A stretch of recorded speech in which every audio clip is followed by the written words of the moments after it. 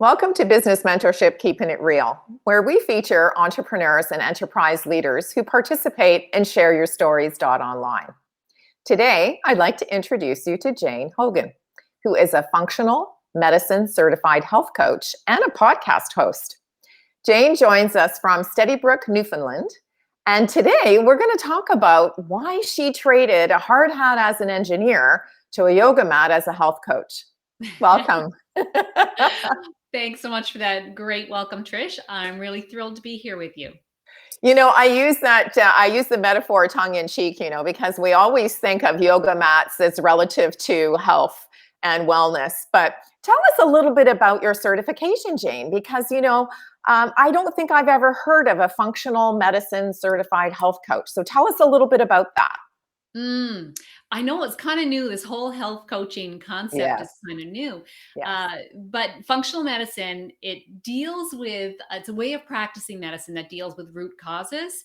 So Ah, instead of, putting a Band-Aid on or covering up symptoms with medication, really gets at root causes. Like, let's look at why this illness or chronic illness has manifested in the person.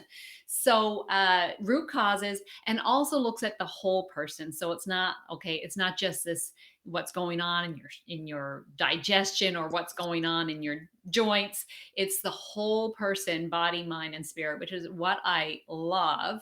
And it makes so much sense. And I discovered this on my own healing journey when I developed rheumatoid arthritis in 2016, and really did not want to go the route of medication. Like, it's fine for other people if they want to do it, but it sure. wasn't the way I wanted to go, because to Right. me the side effects were quite scary, seemed almost as bad as the illness.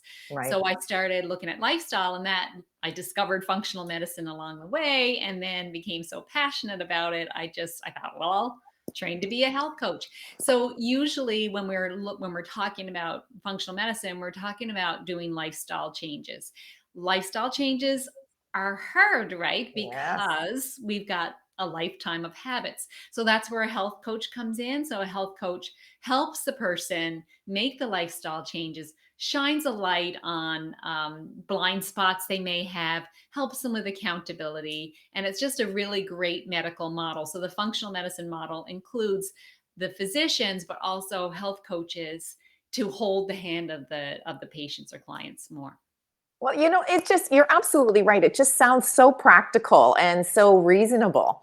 But Hmm. now tell us a little bit behind the scenes because, I know that you used to wear a hard hat as an engineer. So, and you've already shared with us that you did unfortunately have that diagnosis of rheumatoid arthritis. But tell us a little bit about your background in terms of being an engineer, because that's a really very specific discipline in the construction industry. So in the construction of buildings, and now you're in the construction of lifestyle. So I find that kind of cool. But I tell do me a too. little bit more about that. Yeah, so I came from a family of engineers, so I kind of, went into it because it was in my blood, so to speak. And I worked as an engineer for 30 years. Loved it. Like, I really enjoyed engineering. And I taught actually at a college, taught civil engineering technology at a college for 25 years. And I did love what I was doing, but once I realized uh, how important it is for people to know that they can become empowered in their health as opposed to being victims.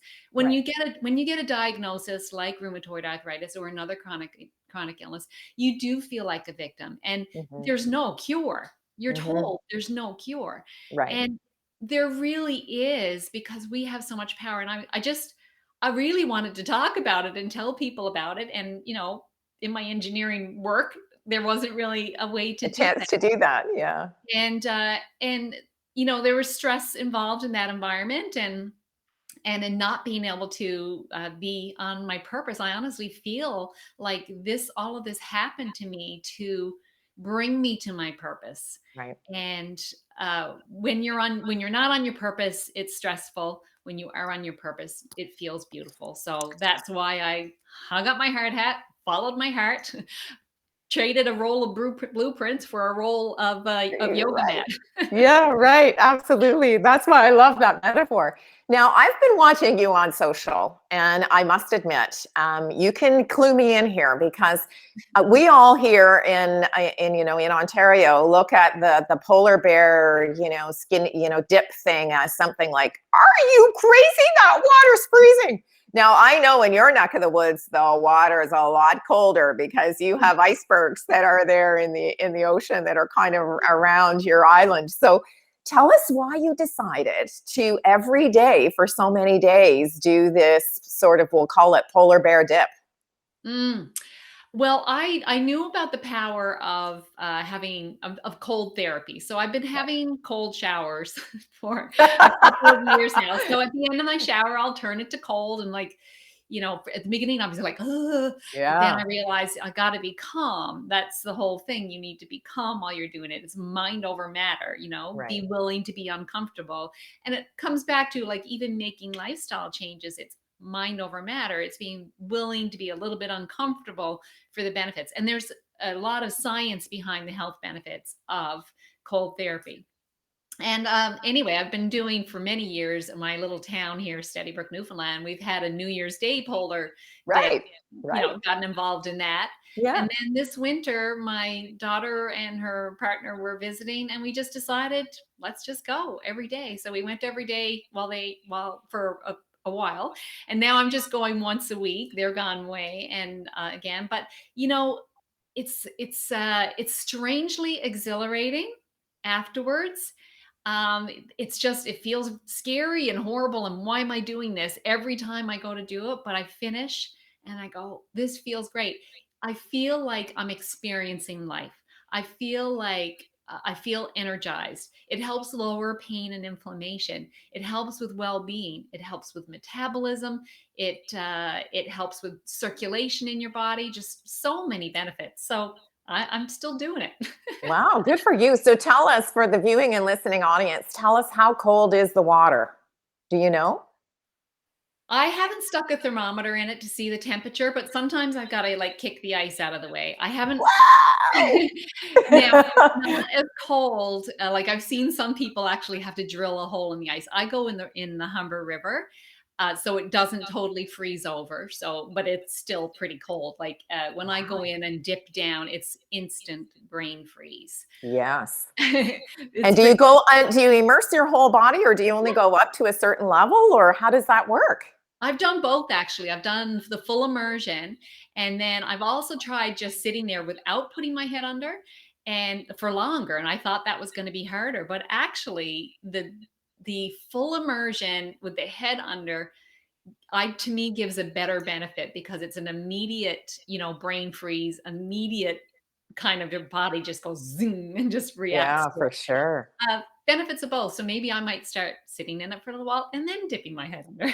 Well, I can tell you, I don't know if anyone else who's watching and listening to us agrees, but you know what? Maybe I'll just do with the cold shower kind of thing for now, because Yeah. that whole idea just, like as you say, kind of freaks me out. Thinking like, wow, that's pretty Yeah. cold. But I do agree with the benefits. Like there's always, in moving outside our comfort zone, as you say, right? There's always that little bit of trepidation when we're trying something new, because if you haven't Mhm. experienced the benefits, you really don't know what to expect, right? Mhm. And we live in such comfort. We're never uncomfortable, and we don't True. wanna be uncomfortable. And our subconscious mind doesn't want us to be That's uncomfortable. right. So it's kind of getting control over that subconscious mind, and that's really the key to making habit changes and being the best version of yourself. So I think it's good to train that. So tell me a little bit about your light bulb moment. So, you were moving along, tickety boo, you had this awesome career. You were, in an education facility, helping other folks sort of find their passion. What was the light bulb moment when you said, I think I need to change direction? What was that for you? Well, I guess the first light bulb moment for me was when I was at my lowest point with the pain, and I was Right. like walking down the stairs one step at a time, like an old woman. Not a. I got stuck in the bathroom. I couldn't turn door handles, and I think somewhere in one of those days, at a dark, dark moment, it's like something inside me, and maybe we all have this. Something inside me said, my life cannot be meant to turn out like this. Right. And I'm going to figure this out in engineering, right? Everything is figure Yeah. outable. I'm Process, going to right? I'm going to figure this out. I'm Yeah. going to experiment and keep on going until I do figure it out. So that was one light bulb moment. Right. And I guess, I did. I just experimented. I like drew graphs and charted things and all that kind of stuff. And I had no idea what I was doing. And then there was another light bulb moment where I felt like I know this and I can't not share it with people. Right. I want people to know and have hope that they can heal. And I want to show them a clear path so that they can do it more quickly with guidance rather than me, like what I was doing, like years trying to figure it out. And I spent a lot Right. of money trying to figure it out. So it was just like, am I gonna follow my passion? And the answer was yes, I had to follow my passion. So there were these two light bulb moments, and I'm really grateful for them because they So, have changed my life. so tell me, who's your ideal client? Because I mean, I'm assuming that, when we make lifestyle changes, they don't always have to be coming from, as you mentioned, a very dark place where we've had a diagnosis of something that, is kind of scary and we're trying to figure it out. What Mhm. about if we just want to make lifestyle choices because we want to eat healthier, or, we Mhm. want to ensure, as you say, that last quarter of our life, that we want to make sure that we're vibrant and we don't have any health issues that we have to deal with? Because I do agree with you. We really Yeah, do have to take control of our own destiny, right, when it comes yeah, to health. So yeah. tell me who your ideal client would be. The mostly I get women, although I do coach men as well, but mostly I get women who are feeling some kind of pain. I get a lot of people with digestive issues. I get a lot of people with joint pain. They really Hmm. think, well, if I had rheumatoid arthritis and I could figure it out, certainly Yeah, be able to figure out theirs. right, Some people have a diagnosis, some people don't have a diagnosis, but they know that something isn't right. They've got right, no energy, they've got pain, and they don't want to live their life like that. right. And often too, they have already tried to eat, anti-inflammatory. Yeah, They've tried this and that, and they're just kind of floundering, or it hasn't worked, or they can't stick with it. A lot of people have like addictions to sugar and things, and they know that it's not serving them, but they just right, can't do anything about it. So right. that seems to be the people I help the most, and I love helping them, and I love seeing the transformations. It's amazing. Yeah, Yeah. I had one client who said it was the first time she could tie her shoes in 20 years. Wow. I know. And this is Wow. after just like 6 weeks of working with me. And then I Wow. have other clients like 2 weeks. They're like, I've had a shoulder pain my whole life. It's gone. Isn't It's that it's fantastic? amazing. It really is amazing what That's lifestyle changes can fantastic. do. Yeah. So tell me a little bit about your podcast. So thank you very much. I've been a guest on your podcast show, but tell me why you decided to start the podcast. I know it's another wonderful way to increase the visibility, and you and I are doing exactly the same thing today, sort of Mhm. sharing some of our experiences. But tell me a little bit about sort of who would be your typical guest on your podcast and why you decided to start it. Mm. Well, I have a women's membership group called Wonderful Find. So it's a program where they can come in whenever they're ready and stay as long as they like. And I have monthly guest experts to do wellness workshops in there. And then I really enjoyed talking to these experts, so I thought I need another platform to talk to people. Yeah. I love Yeah. talking to people. And so I started this back in almost a year ago now. I started Wellness by Design, and of course by design it's about intentionally living. So Sure. instead of reacting to the world around you, it's intentionally creating a life of wellness, because we can do it when we're intentional, right? For sure. And when we connect with our body, mind, and spirit. And I love all this. Mindset is huge. Huge. Yeah. Yeah. So I tend to have guests on that can help my audience see ways where they can improve their health. And with simple, I really like simple solutions. In Right. engineering, the simplest solution was always the The best. best. and Yeah. and really, a lot of changes are simple, not necessarily easy to make, but simple. So I Right. like having people on that share different modalities of health and healing to bring down pain and inflammation. That's kind of my wheelhouse there. Perfect. So now one of the things that we do in the Share Your Story series is we ask folks to share their 3 words of advice, either for themselves or for their younger self or for the folks that they connect with. And I'm really interested in hearing a little bit more about your 3 words because they are put good in. Put good in. Yes, with these words, I can really cover a whole lot. So a lot of people think that getting inflammation down and pain down is about an anti-inflammatory diet. You know, it's all about food, and Right. food is a big part of it. So put good in is put good food in, food Ah, that's not going to cause inflammation, food that is not hard on our bodies, toxic for our bodies. So it's about the food that you eat. It's about the water that you're drinking, the what goes on your skin, what's in the air, the what's around us. We've got energy around us, right? for And sure. EMFs, but also we've got people around us and Yeah, their energy. We've also got our thoughts. Our that's thoughts true. and our feelings. So putting good in includes your thoughts. So with putting good in, I'm talking about all All parts of those. what goes into this physical body that we are going through this lifetime in.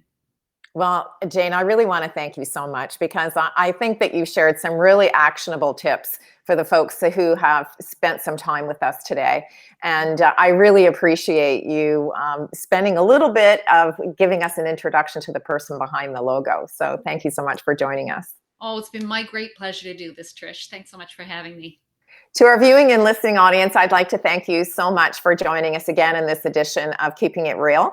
And to those of you who feel that you would like to share your story, please visit us at our website, shareyourstories.online. Thank you so much.